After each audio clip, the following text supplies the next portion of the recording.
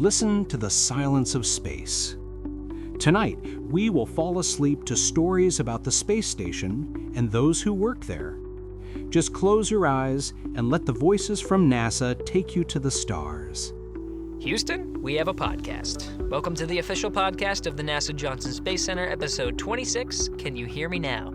I'm Gary Jordan, and I'll be your host for the very first episode in 2018. Happy New Year. So on this podcast, this is where we bring in the experts, NASA scientists, engineers, astronauts, flight controllers, all the coolest people. We bring them right here on the show to tell you all the coolest stuff about what you want to know about what's going on here at NASA.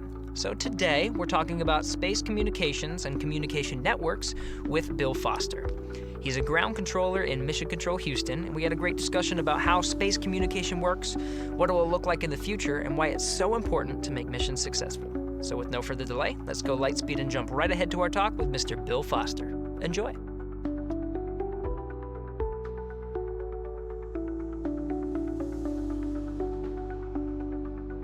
T-minus 5 seconds and counting. Mark. All launch commit lights are correct. There she goes. Houston, we have a podcast. Yeah, it was an interesting thing, and we can touch on this later if you want to, but one thing that I always wondered about, the Apollo 13, the movie, you see them entering the blackout, and then there's this big tension because they're not talking after they're supposed to be out of the blackout. This is after re-entry, right? Yeah, during re-entry, and right. Everybody's worried, and a minute goes by, and the blackout is pretty predictable. You know when you're going to lose contact, you know when you should get it, so there's no contact. Right. 2 minutes later or so, they make contact. Yeah. But that's a tense 2 minutes. So I went over. I was at the Space Center Houston the other night when they premiered the Mission Control film. That's right. Which included that aspect of it. And afterwards, Kraft and Kranz and Lunny and company were all in front taking questions. Somebody asked that, why was the blackout longer than expected? And Kraft's answer was, we were so happy to hear them, we didn't really care. But then somebody finally answered the question. Yeah. For a re-entry over water, there was no ground station nearby, and they used what's called an ARIA, A-R-I-A aircraft. Okay. And what they said was probably the areas were always somewhat unreliable in acquiring contact. And they just may have been looking the wrong way, or they may have had an equipment issue on board, but they came out of the blackout right when they should have, but it just took a couple of minutes for the aircraft to lock up on them. Oh, wow. So that was interesting. Yeah. Well, how about that? Are we recording? Yeah! We got it! Awesome. Well, that's great. Okay, so for those, I have Bill Foster here with me. He is a ground controller in Mission Control, and he's ground control at the ground control console in the Mission Control Center in Houston for the International Space Station. I gotta ask, I'm gonna start off, how's Major Tom? We're still looking for him. Oh, okay. We had a big setback early last year. We think we may have lost all hope of finding him when David Bowie passed away. Yeah. Oh, that's an oldie, but how often can you do that, right? I bring that up frequently when I'm talking to people, and that's one of the first things. We're still looking for Major Tom. Yeah. It's not quite as good as it used to be. I don't know. I think it's pretty good. I was dying to say that for this podcast. Yes. So today we're going to be talking about space communication, how that works. When you think about Mission Control Houston, the center of talking with people in space and other centers. Really, how does that work? That's really the main question and the thing I really want to answer. So, first of all, if you had to describe a ground controller in one or two sentences, what does a ground controller do? Tetris to toilets. 3 simple words. Yeah, Tetris to toilets. Okay. Ground control is responsible for making sure our communications with the space station and any other human spacecraft is maintained. That's the TDRS part of it, tracking and data relay satellite. It's the geosynchronous communication satellites we use to talk to spacecraft today. Yeah. And the toilets reference is just we also are responsible for anything to do with the Mission Control Center facility itself. Oh, I see. I have grabbed a mop and headed into the ladies' room one time many years ago. Really? Yeah, so, wow. Okay, so I like that. So your control of the satellites, the teacher satellites, and we'll talk about those later. But those are the satellites that are way out in space, right? 22,300 miles up. That's it. Yeah. Okay. All the way out there, down to the toilets that are right next to you in mission control. Yes. Wow. We coincidentally had a power hit that affected pretty much all of JSC today. Yeah, we just had it here too. Right. Yeah. So that was a big thing in the control center this morning. Fortunately, our backup battery systems and our diesel generators out back all kicked in, and there was virtually no disruption to operations in the control center. So the ISS mission, they lost air conditioning in their room for about half an hour, and that wasn't enough time for it to heat up appreciably, but beyond that, there were no notable impacts. Some of the simulations, like the one that I was on in the ISS simulation, they were affected because the simulator building does not have the backup power. So that took about an hour and a half hit to the simulations, but the MCC stayed up. All right, all part of your day-to-day jobs, right, is maintaining the power. So you do are you in charge of the backup power too?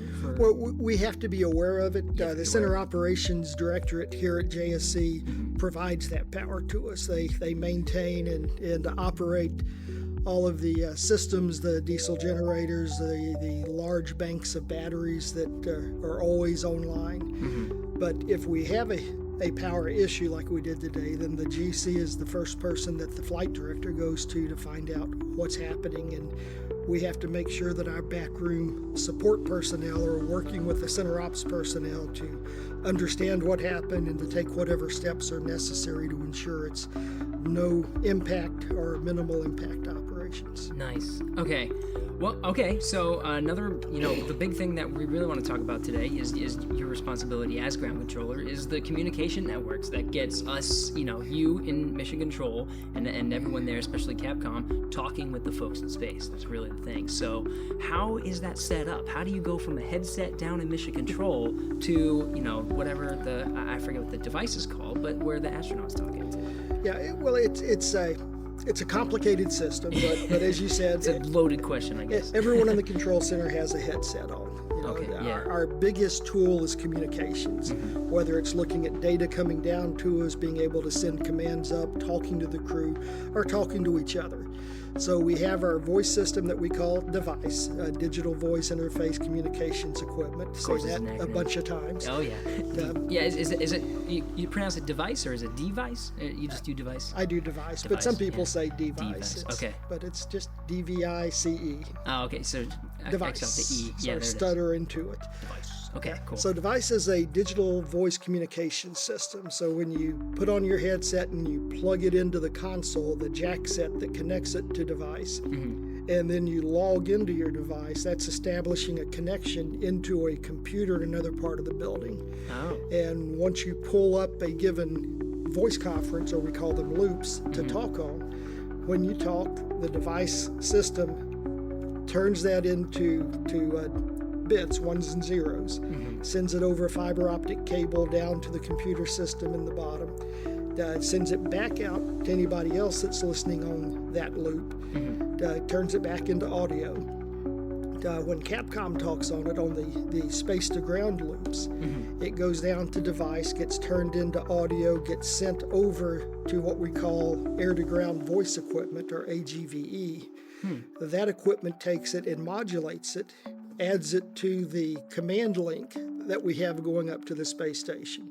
So it produces a combined 32 kilobit link that goes up to the station that has two voice channels, and 72 kilobit link. Okay. Has two 32 kilobit voice channels and a 6 kilobit command channel in it. And on board the station, the voice is pulled out, turned back into audio that the crew can hear. When they respond, the reverse process happens. It gets digitized, sent down on the link, sent over to AGVE, turned back into a voice signal, goes into the device where it's digitized again, goes out on the fiber optic cables back up to the Capcom or anybody else that's listening to the space to ground, and turned back into audible voice that you can hear. Oh, wow. So whether you're talking to the crew or I'm talking to someone at White Sands, New Mexico, that's the ground station for our TEDRA satellites, or anywhere else in the country, or talking to our counterparts in Japan or Germany, our Marshall Space Flight Center, that same process is happening, converting it into digital signals, sending it through land-based communications lines to other control centers where their voice system converts it back into something that's audible for the controllers on that end of the loop. Wow. Okay, so I'm imagining when it gets through the fiber optic cable to the part where it actually sends it to space, right? So you get to that. Is that a dish? I'm imagining a dish. Well, at a certain point, it goes through a couple of dishes. Oh, okay. So from the MCC, it goes out on just commercial T1 lines, basically, just communication lines. Mm-hmm. It goes to White Sands, New Mexico. It goes through a lot of processing equipment there. Oh. And then it goes into this large dish that's communicating with the TDRS satellite. So there's a composite K-band signal, and K-band is a fairly large bandwidth signal that we send up to the satellite. Now the TDRS uplink to the TDRS satellite is much larger because it combines not just ISS for mission control, but potentially other spacecraft users. So you gotta share those satellites. Yes, so that one dish going up to the satellite is going to a TDRS satellite that has two single access dishes, and each of those dishes can be pointing at a different spacecraft. And it also has an array of what they call multi-access dishes that could be going to up to 6 other additional satellites. So that uplink from the ground could be supporting up to 6 or 7, maybe even 8 different spacecraft. Wow. From the TDRS spacecraft, we always use for ISS or any human spacecraft, we use a single access dish. So we're the only customer on that particular dish on the TDRS satellite that's pointing at our spacecraft, ISS in this case. Mm-hmm. And it's sending, it takes that big KU output going up to it and breaks out just mission controls communications, which contains the command and voice and video signals, because we can also send video or other information up to the space station. Wow. And sends it out on either S-band or K-band links to the spacecraft. Wow. So the S-band link has just the commands and voice part of it. The K-band link has 2 voice channels. Typically does not have command data, although it could under certain circumstances. But it also has file uplinks, video uplinks. We can send video programming up to the crew. You know, the crew is there for 6 months at a time. Right. They get off work at the end of the day. They can't close the door, go get in their car and drive home. Right. But just like anybody else, it's nice to relax after work. Yeah. So we have the ability to send up sports programming, news programming. Depending on the crew, some of them just want to see video coming up from the control centers, to see the people that are supporting them. Oh, cool. So we have the ability to send programming up to them. They also have a lot of pre-recorded material on board, DVDs, Blu-rays, whatever. They can pick a lot of what they want ahead of time to take up with them. Very cool. So how, I'm guessing this whole thing, right, of sending information on the S-bands and K-bands all the way to is that instantaneous? All of that is happening like as fast as I can snap my finger, or is it happening a little bit delayed? It's happening at the speed of light. Oh, okay. But consider light travels 186,000 miles per second. Mm-hmm. When you're going from here to White Sands, that's not that far compared to the speed of light. But now you go from White Sands 22,300 miles up into space. Now you're getting a little bit of distance there, and then 22,300 miles, maybe 100 miles, back down to the orbiting spacecraft. But of course, they're not necessarily directly under TDRS, so it could be a lot further than that. Right. So you just consider it's about a 45,000 mile round trip to get there. Well, now you're talking about a significant fraction of the speed of light, up to a fourth, maybe even a little bit more than a fourth of that. Mm-hmm. So you are starting talking about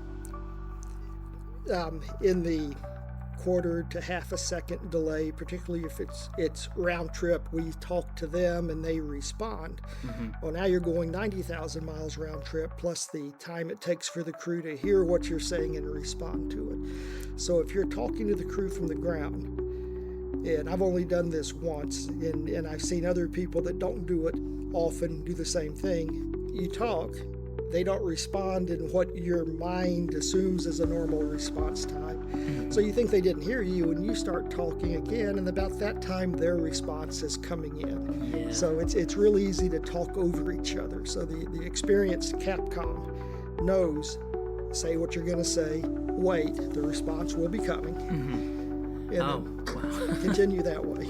That's awesome. I didn't know. I mean, I would have thought it was instantaneous, but when you talk about, the space station is 250 miles above the Earth, that's not that far compared to 23,000-ish miles for the satellites to go up and down. So some recent news is very soon, I forget how many days, well, at least by the time this comes out, it probably will have already happened, but at the time of this recording, April 13th, it hasn't happened yet, an ultra high definition video. April 26th, I think it's April 26th, yeah. We saw some words on that today coming up, making sure our ground controllers that'll be on console are ready to support that. But go ahead. So does that use the same network? Yes. Oh, and it can support ultra high definition. Yeah, right now the space station can support up to a 25 megabit uplink to the station using K-band. So that's a pretty big pipe. But it can support up to 300 megabits downlink. Oh. So that 4K ultra video, high definition video, is going to come through that 300 megabit link down. That same link also supports 6 standard definition video channels down, 2 normal high definition channels down, plus a lot of telemetry data, all the voice that comes down. So we're still not using all of it. Yeah, wow. However, the purpose of the space station is science, and sending a lot of the science data down does take a lot of bandwidth, and there are plans in work that are going to upgrade that downlink to a 600 megabit capability. Oh, very cool. Yeah, so... I talk about videos for science too, or mainly, I guess everything, right? Everything. Yeah, like all data and video and audio, everything, so... Everything in that big pipe coming down. It's got to be a big pipe to support all that stuff. Yes, sir. So let's go back 23,000-ish miles above the Earth to the TDRS satellites. Yes. So we keep saying TDRS, but what is that? What is that network? Yeah, the TDRS network was established back in the early part of the shuttle program. Prior to that, and I guess you can take a step back to fully understand it, look back at where we were with Mercury. When the Mercury program came, there was a need to get data from a spacecraft and to communicate to the spacecraft, but nothing existed. And NASA established a manned spaceflight network, putting ground stations around the world. They looked at the orbital track that a spacecraft was going to go on its first few orbits, launching due east from Kennedy Space Center, or at that time, Cape Canaveral.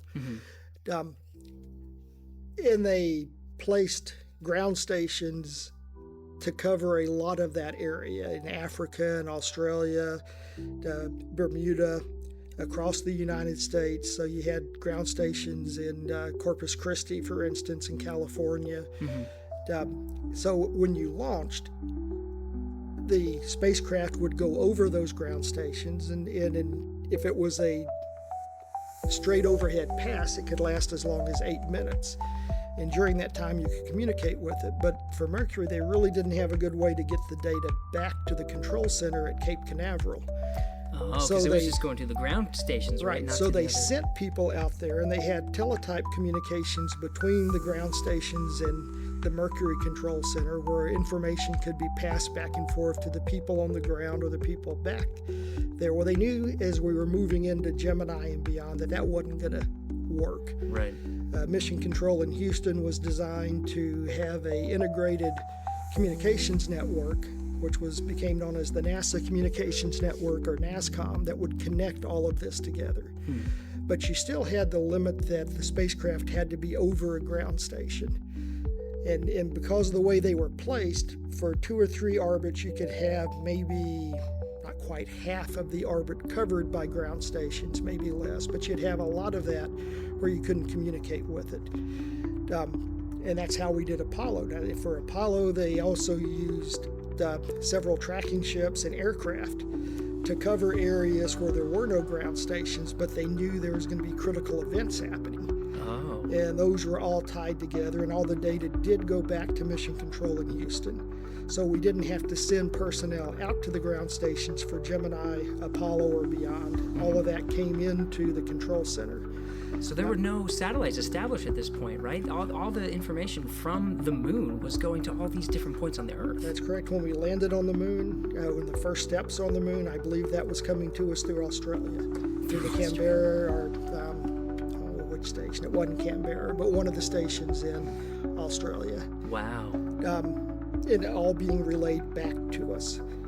So, in fact, there was a big controversy, not sure it's ever been completely settled, about what Neil Armstrong actually said when he took his first step on the moon. Was that one small step for man or one small step for a man? Right. And he claims he said a man, but you don't hear it. There's a lot of effort, including someone that had tapes from the Australian ground station in his attic, which probably about 10, 15 years ago were discovered and sent back, and I don't think that still solved the mystery. The assumption was that it came down clearly to Australia, but it was distorted in the transmission back to the control center. Oh. And I don't think we've ever really resolved that. So officially, it's one small step for man.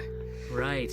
But, oh, wow. How about that? Just a little bit of a gap there. I remember seeing that just because I was trying to come up with a name for this podcast, and I was looking through like historical quotes and stuff, and I was like, I wonder if I can take like a one small step for man or something like that, and I found a little parenthesis over A, because I guess there was this controversy around it. And again, I don't know that it was ever resolved. Wow. But we still had these gaps in between ground stations that was a concern, and moving into shuttle, which was going to be it never panned out to be what it was going to be, but a reusable spacecraft that could be launched many times in the same year, 30, 40, 50 flights a year for the same orbiter. Oh. That would have been nice. Yeah. But communications was going to be even more important, and that's where they were working to the space network. All the ground stations were part of the ground network. There's also a deep space network, and when we went to the moon, we used the deep space network. It's based out of the Jet Propulsion Laboratory. Okay, over in California. Right, so when you go too far above low Earth orbit, then normal ground stations and their antennas no longer suffice. And you need the very large ground stations, antennas that the Deep Space Network provides. And instead of an antenna so much tracking a spacecraft that goes across the horizon, the Earth is tracking the spacecraft as it rotates around the world when it gets far enough out. Yeah. The antenna is still moving a little bit, but a lot slower than something in low Earth orbit. Were there large gaps then, if there were all these handovers? For when you get far enough away, and the moon's far enough away, there are no gaps. You hand over between Canberra, Australia, to Goldstone, to Madrid, and those are the main ground stations in the Deep Space Network. Oh, okay. And we will be using that again when we start flying the Orion missions. All right. So I went out to JPL back in October as a familiarization visit to look at the Goldstone location, to look at their operations at JPL, and to start learning how the ground controllers here in Houston are going to be scheduling those assets in a similar way that we schedule the Space Network assets. Oh, so the Deep Space Network you gotta share too, right? Yeah, and the difference there, when we schedule Space Network assets, which are used by a lot of other users in low Earth orbit, we have to forecast roughly 17 days ahead of time to schedule what we think we're going to need for a week's worth of passes. So tomorrow we'll be sending in a schedule request for a week that begins 2 weeks from Monday. Oh, wow. For the JPL, for the Deep Space Network, you put those types of forecast requests in months in advance. Oh. And, one of the things we look at, for Orion missions, you're almost certainly going to have a launch slip. So months in advance, we say, we're launching this day, we need this support based on our trajectory here, here, and here, and all of a sudden we slip a day, and all of that's out the window. Wow. So during an Orion mission then, so I guess, you'll be communicating with Orion, but then there's going to be periods during that mission, whatever it may be, where you're going to have to trade off and maybe someone else is going to have to take priority for a little bit? It's very possible. Okay. For any mission, you've got periods that are higher priority than other periods. Mm-hmm. So you don't have to maintain constant communications with the spacecraft, and we don't with ISS. Mm-hmm. We frequently have 20, 30-minute gaps unless we need to have continuous comm. Same thing with Orion. When you're getting ready for a maneuver or a orbital burn or interplanetary burn, then you want to have communications. You want to be able to talk to the crew. You want to be able to look at the data coming from the spacecraft, particularly after the burn, to make sure that it actually did what you expected it to do. Mm-hmm. So during those periods, we will have solid communications for as long a period as we need to. But during quiescent periods, it's not as important. You don't have to stay in touch the whole time. And other users, are out there that, you've got a probe around Pluto, well, they want communications too. Yeah. Well, that makes a lot of sense. So I'm thinking, right now, I was just reading about Cassini. Cassini's going to start making passes on the inner rings and then, make a controlled entry into Saturn to destroy. Suicide dive. Yeah, a suicide dive, kind of, so it doesn't, affect Enceladus or Titan or anything like that, and can cause contamination. So, right. not to be mean, but that's one less spacecraft we have to worry about on the Deep Space Network. Well, and you're right. It's really not a huge issue sharing times. Right. Again, for most of the planetary spacecraft that are out there, it's not that difficult for them to plan months ahead of time. Mm-hmm. They know when we're going to do this burn in a year and a half. So they can plan when they need that communications. Yeah. Wow. You guys must be really good at scheduling if you're planning that far in advance. Well, I gotta admit, I admire the people at JPL because the detail they go to, particularly if they're doing a course correction, one of their sling around a planet and get a gravity assist to go somewhere else, just the planning for when to make that happen is incredible. But then you also want to have that communications to verify that it's doing what you're doing. Exactly. And of course, when they do that, when we're talking to the space station, we talked about the delay. It's near instantaneous within a quarter to half a second round trip. Mm-hmm. When you're talking something out at Pluto, it's hours. Right. That's far. Literally hours. It was sort of funny watching some of the Mars landings, and you would see the people at JPL in their control center, and they would get data back that it's re-entry has started, and they're up jumping and cheering, and I'm thinking, we don't do that. Sit down, behave yourselves. There's nothing they can do at that point. That re-entry started 20-30 minutes ago. Right.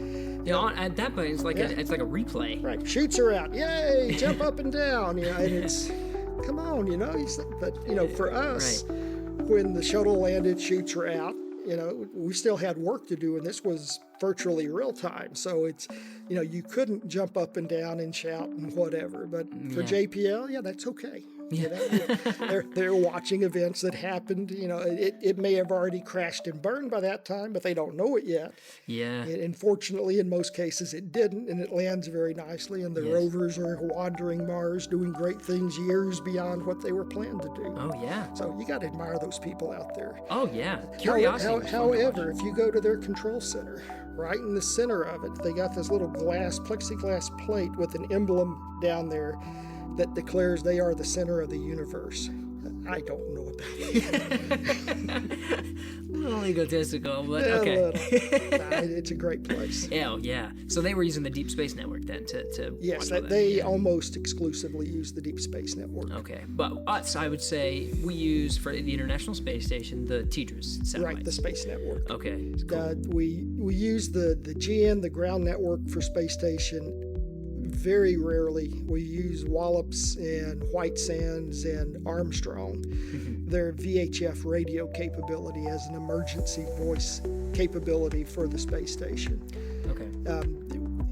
I don't think we've ever had to actually use it in the emergency situation, but we schedule passes several times a year to provide proficiency training for the ground stations and also for the crew in operating the radios to talk to us. Mm-hmm. So, we do that, but that's the only time we actually use ground stations. Okay. Normal communications, it's all space network, TDRS. So the TDRS satellites, you said, some of them are pointing towards the spacecraft and some of them are pointing out towards other things, and this is a communication network that you have to share. But that's 23,000 miles up. There's several satellites around the Earth, right? Yes, there are. So how many are there, and then how do they talk to each other? We're on the space network is, I believe, on their 12th satellite on orbit. Oh. The first one was launched on STS-6 back in the 1983 time frame, I believe. Oh. It had problems getting up there. The booster that was supposed to take it into geosynchronous orbit malfunctioned. Oh, on the satellite or on the... Yeah, for the TDRS satellite, it had a inertial upper stage booster. Oh, okay. That was attached to it that was going to burn, take it into geosync, then the booster would drop off. Okay. And the burn didn't happen correctly. It ended up in a very elliptical orbit, thousands of miles or below where it should have been. Oh, so I guess it's unreliable at that point, What right? they had to do on that one, because each satellite has a certain amount of fuel on board, propellant, to basically keep it in its orbit or to make slight adjustments if they need to drift it to a different part of the Earth. Mm-hmm. They had to use a fair amount of that propellant to gently boost it up into the right orbit. Oh. So that reduced its overall lifetime. It's no longer operational, but it did provide great support for many years. Right. So that first one covered the Atlantic Ocean region. Oh, okay. So 23,000 miles up, you get that sliver, and I guess they used all the propellant to get it up to there. Get it so up you, there. You get almost a third of the Earth. A third of the Earth. Okay, almost. That's decent. Yeah. So and we used that beginning with STS-8. But before that point, the shuttles were using ground stations just like everything else before, every other spacecraft before that. So, we had the limitations. First orbit, you had a good amount of communications, first 3 orbits, and then you drifted off range of most of the ground stations. You might end up with an 8-minute pass every orbit or every 90 minutes. Wow. So, from a control center standpoint, that gives you a chance for a bit of a break, but we don't want that long of a break. Yeah. We want to stay in touch with them. That's right. 8 minutes is a long break, but So when the first TDRS got up, we then covered a fair part of the orbit of half of the Earth. Mm-hmm. So starting somewhere over the Pacific to right before the Indian Ocean, you could cover communications. Okay. We later put up the next TDRS, and unfortunately it was destroyed in the Challenger accident. So the second TDRS never made it into space. Mm-hmm. STS-26, the return to flight, put up the third TDRS, which became the second operational one, and that closed most of the orbit. You had a sort of a banana-shaped sliver over the Indian Ocean that became known as the zone of exclusion, where you didn't have communications. Huh. And the biggest problem there is you've got to, picture the TDRS satellites. They have to communicate through a ground station, and that ground station is in White Sands, New Mexico. So they have to be able to see White Sands. So you put one satellite as far east of White Sands as you can, but still maintain good connection with the ground. You put the other one as far west as you can, covering the Pacific Ocean region, but still being able to see the ground. And then the other one on the other side that's missing. And at that point, that's all we had. Oh. But we did. I think there were 7 TDRS that went up on shuttles before they started going through the expendables to put them up. Oh, okay. But we eventually got enough to have spares on orbit and solidly cover the east and west side. Mm-hmm. In the late 90s, there was a scientific satellite, may have been TRM, but I forget specifically, that had a spacecraft emergency. And as part of the recovery of that, they really needed to have continuous coverage around the Earth. So that zone of exclusion was a big hindrance to them. Right. And they took one of the spare satellites, drifted it over the Indian Ocean. They brought up a ground station in Canberra, Australia, one of the old Deep Space Network stations. I think we still use it for deep space, but they put a capability there to talk to TDRS, and then sent that back to White Sands. So we were able to close the ZOE. Nice. That happened when? I want to say 99, but okay. It was in the late. It may have been, maybe it was the early 90s, somewhere in the 1990s. Okay. Because when I started as a GC, it was already there, and that was 97, so it was before 97. Okay. We need this, and so they built a permanent ground station on Guam, which is known as the Guam Remote Ground Terminal, GRGT. And so we have that today. There's, for a space station, we have a satellite we call 275, which is the longitude that it's at. And we use it to cover that gap.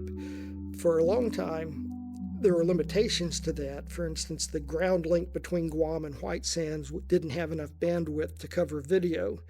So if we were on the 275 satellite, we could cover the telemetry and command and voice gap, but you couldn't get video up or down through that. Last year, I believe it was, they upgraded the link between there, and now we can have full video service, full bandwidth. So regardless of where we are in the world, we can have a full communications with the International Space Station. Nice. There's 5 satellites that the ISS uses. There's 2 over the eastern region, what we call TDRS East and TDRS Spare. There's 2 over the western region, TDRS West, and a TDRS that we just referred to it by longitude, 171. Okay. And then we have 275 over the Indian Ocean. Okay. So we'll use 3 of them, 1 east, 1 west, and 1 in the Indian Ocean to cover the entire orbit if we need to, for EVAs, spacewalks, for robotics operations where we need to have a good link to the ground. We'll declare a TDRS critical period, and for a period of several hours to maybe a day or more, we will schedule constantly during that period. If we don't have critical activities going on, then we'll schedule around important events. If there's a private conference with the crew, we want to make sure that we have good S-band coverage, preferably good K-band coverage. If it's a private family conference where we're setting up a video teleconference capability, then we want to have that K-band coverage. So the ops plan controllers in there that look at what's being planned. One of their back rooms generates the TDRS coverage request that says these are the times we really need to have that coverage, which is given to another position called pointing, which then uses tools that they have that takes in the attitude timeline of the space station, which is important because you need to know how the station is pointing at any particular side to know whether it has a good view of a TDRS satellite or whether there's blockage to some of its antennas. Okay. And then they design which satellites we use at any given time, and that all goes into a forecast request that's provided to my position, the ground controllers, and then we work with the people out at White Sands to physically schedule those satellites for the time required. I see. So the ops planner, that's another flight controller position, right? Your ground control ops planner, they're the ones planning out, and they determine those times. They take inputs from the increment lead team that says this is what the crew needs to do at any given time, and they pull all the science inputs and the crew inputs and everything into one big package and have to come up with a plan of what coverage is needed to support that. And then it goes, like I said, to pointing, who determines what works and what doesn't work. We have to be in view of the satellite, but we also have to have good antenna coverage for S-band. S-band is a lower data rate, and it doesn't require as precise pointing. Okay. So the coverage for S-band is a lot better generally. Right. K-band is a very much higher rate signal that has a dish antenna on the space station that has to be precisely pointed at the dish antenna of the TDRS. And depending on the attitude of the space station, there's plenty of times where the solar arrays, trusses, or other structure of the space station block that. And those are predictable, right? So even though you prioritize the schedule for, say, a spacewalk, yes, and you prioritize the schedule, you're still going to have little periods of interruptions, and it's because of that? Exactly. And because of that, you have 2 satellites over the east, 2 over the west. Sometimes you've got bad KU coverage over one of those satellites, but just because of a slight difference, maybe 3 to 4 degrees difference on orbit, but that's at 22,000 miles up, so that's quite an angular distance. You may have better coverage over the others from the other satellites. So pointing will look at their tools and they'll say, well, normally we would use TDRS East to cover this part of the world, but for this particular request or requirement, TDRS Spare is going to provide better coverage.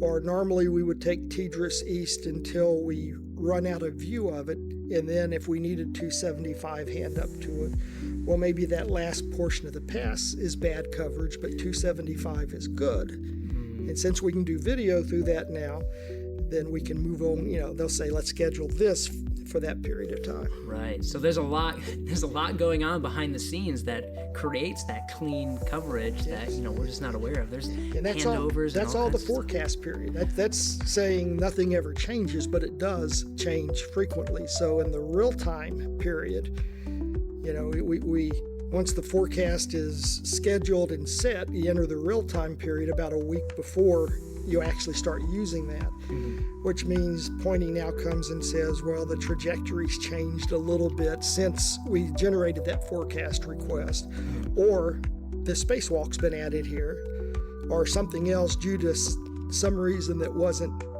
predicted ahead of time, and now we need different coverage.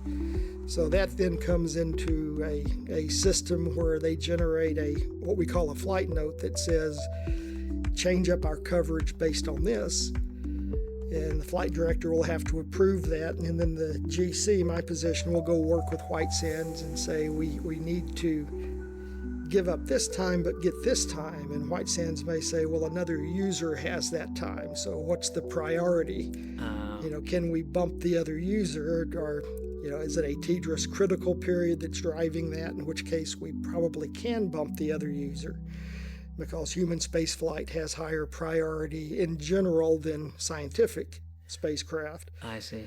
But not always. Right. There's a lot in times of like a spacewalk or something, then I guess that it would kind of trump it? Yes, okay. it would trump it. Sometimes we have to get the management at Goddard involved to go arbitrate or help us with our request. Oh, you guys got to fight over the... There are times we do, and we can never know who the other users are. Oh. That's their business, not our business. They don't know who we are when we're asking for their time. I see. So the terminology is a higher priority user needs this. In general, who are some of the other folks that use the TDRS satellites? Most of them are like Hubble Space Telescope. TRM was a good example. Okay. Different satellites doing Earth sciences. Okay. But Department of Defense also uses them. Oh. And sometimes when you get a higher priority user, they really are a higher priority user, and we can tell from the way things are being told to us that we don't need to go fight this battle. We're not going to win. But if we have a spacecraft emergency, that bumps us up to the highest priority user. Totally makes sense. So we're running out of time just a little bit, but I did want to talk about one more thing before I let you go, and that's I know, we're talking about how the International Space Station has near instantaneous, you're saying quarter of a second-ish round trip communication. I know if we go to Mars, when we go to Mars, that's going to take a long time. We're talking about way longer than just a fraction of a second. Are we training for what that's going to look like? Yes, we are. That certainly is a consideration. We actually began several years ago with an experiment. I think it's been a while since we've done it, but we put delay equipment into one of our space-to-ground channels up to the crew. Oh. And only one of them, though. Okay. And it was a planned experiment with the crew where we would talk from the ground and it would sit on the ground for 10 minutes before being sent up. Okay, yeah, and the crew would respond, and it would sit on the ground for 10 minutes before being put into our voice system. So you'd have a 20-minute round time delay, and they would practice with simple tasks. You know, and that's depending on circumstances. You know, a 10-minute or longer one-way trip time is very possible as you head toward Mars. Right. The other day, when I was at that mission control film, Dr. Kraft was asked, you know, what the next step for NASA should be, and he says, I don't know why we're going to Mars. Oh. He said, you go to the moon and exploit its resources, you're 3-second voice time away. Right. You go to Mars, you're 40 minutes away. Yeah. And, you know, and there's a lot of other reasons on that, but sure. but that's a good example. So we're thinking along the lines of, well, right now we talk to the crew and we say they're having a problem, and someone on the ground says, well, this procedure says they should go do this, so we tell them that, and then they go do that, and then it doesn't work, and they say, well, that didn't work, what should I do next? And well, go try this. Well, you can't do that real time when you're a 20 or 40 minute round trip voice path away. Yeah, you have a problem. You're not getting an answer for 40 minutes. So you've got to frame your questions and your directions a lot differently. Right. You know, we want you to try this step. If that doesn't work, go to this part of the procedure. If that doesn't work, go to that part of the procedure. You've got to understand and think of what the problems could be ahead of time. And you want to package that conversation one way to include as much information and as much alternate things that they can do as possible. And they get that and they try it, and they'll have to package their response back in a similar way that says, we did this and we did that and we did this, and maybe this worked, or maybe we got this indication, not that indication. You know, and so instead of a quick 2-second voice uplink, you may have a 2 or 3 minute voice uplink to them to give them a lot of options. They can go work and then respond back. So those types of things are part of the planning process. And how do we handle this obstacle? We can't beat physics, you know. So how do we work with it to the best of our advantage? Right. So the main thing really you discovered is that talking on Mars is going to be really, really annoying. It will be. But you're coming up with all the right techniques to make But sure we go back to the JPL station, you know. Yeah, when they send back something saying it worked, you can jump up and down and cheer because you know, you're not affecting anything real time. Yeah. Very cool. Okay, well, I think that's about all the time we have. Bill, thank you so much for coming and that's my pleasure. And talking about space communication. Learned a lot. I'm sure there's much more to this topic. If there's anything we missed, stay tuned to after the outro music here, and we'll tell you about how to talk to us to see if there's if you have any suggestions for questions or topics that we can answer. So, Bill, thanks again for coming on the show, and hopefully we'll see you next time. You bet. Y'all have a great day. Thanks.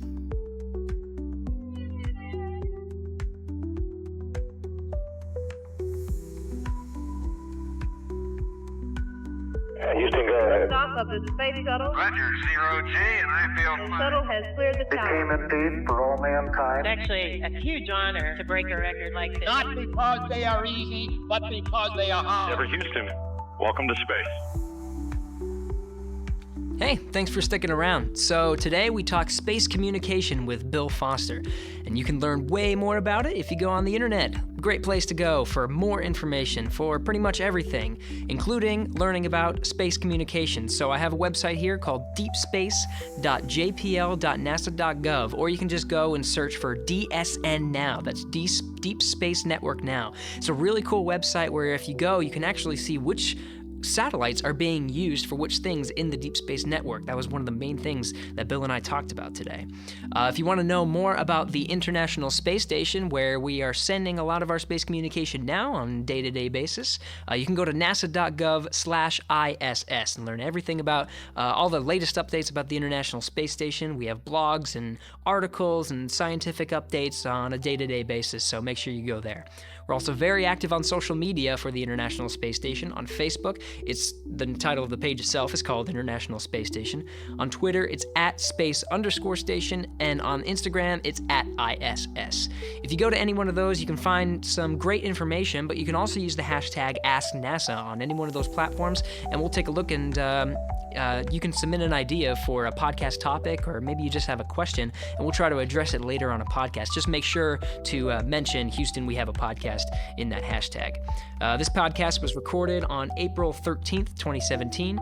Thanks to John Stoll, Alex Perryman, and Matt McKenzie for helping with the script. And thanks again for Bill Foster for coming on the show. We'll see you next time.